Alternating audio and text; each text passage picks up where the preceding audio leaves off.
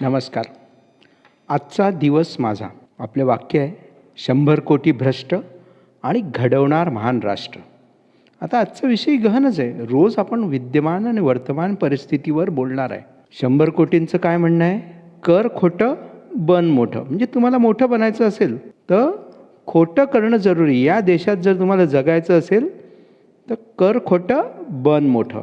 आणि यामध्ये अजून मुळातला फॉर्म्युला काय फॉर्म्युला आहे? आपलं खोटं सोडायचं नाही आणि दुसऱ्याचं खोटं काढायचं नाही. म्हणजे सुखी जीवनाचा हा मूल मंत्र आहे. विद्यमान परिस्थितीमध्ये जर तुम्हाला या देशामध्ये राहायचं असेल आणि डॅश डॅश राष्ट्र म्हणून जगायचं असेल, 3-4 लोकांचे नावं घ्यायचे, जय जयकार करायच्या, वाटेल ते खोटं करायचं है ना.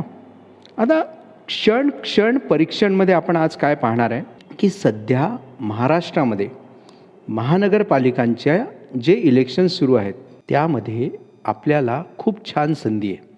म्हणजे महानगरपालिकेच्या मतदानामध्ये तुम्हाला 4 लोकांना वोट द्यायचं आहे. किती लोकांना वोट द्यायचं आहे? 4 लोकांना. मग आता हे मतदान करायचं आहे तर कोणाला करायचं? 3-4 पक्ष आहे. प्रत्येक पक्षाने आपापले उमेदवार उभे केले आहे आणि यांनी काय केलं? बरोबर त्यांचं साठं करून युत्या मोडून टाकल्या. कशासाठी? की स्थानिक पातळीवर लढू दे, आपसात लढू दे, जो जिंकेल त्याला जिंकू दे. शेवटी वर तर आपण एकटे आहेतच की नाही. मग हे जर राजकारणी हुशार आहे तर तुम्ही का बावटसारखे राहता? मग आता तुम्ही कोणाला मतदान करायचं याबद्दल मी थोडंसं सांगतो आहे. सरकारने तुम्हाला चांगली संधी दिलेली आहे. चांगली चौरंगी लढत होऊ द्या. पहिलं मत.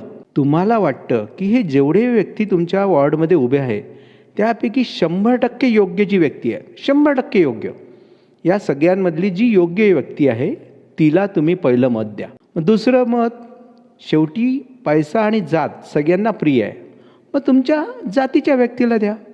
कारण तुम्ही कोणत्याही जातीचे असेल तुम्ही ते करणारच, जातीच्या व्यक्तीला देणारच. मग दुसरं मत त्याला द्या. तिसरं मत, खरोखर जो उच्च शिक्षित आहे आणि अभ्यासू आहे त्याला द्या. आणि चौथं मत अशा व्यक्तीला द्या की जो वेळप्रसंगी 2 हात करू शकेल. कारण मी आता हे डॅश राष्ट्रामध्ये पाहतो ना, 90% डॅश लोक आहे, नपुंसक ज्यांना म्हणता येईल. बस नुसतं देवा धर्माचे नावं घेऊन एकमेकांना बनवणं आणि पैसा लाटणं एवढंच यांचं काम आहे. असो, मतदान नक्की करा किंवा तुम्हाला ज्याला वाटेल त्याला तुम्ही मत द्या. 4ही मतं पूर्ण द्या आणि मतदान अवश्य करा. जय भारत.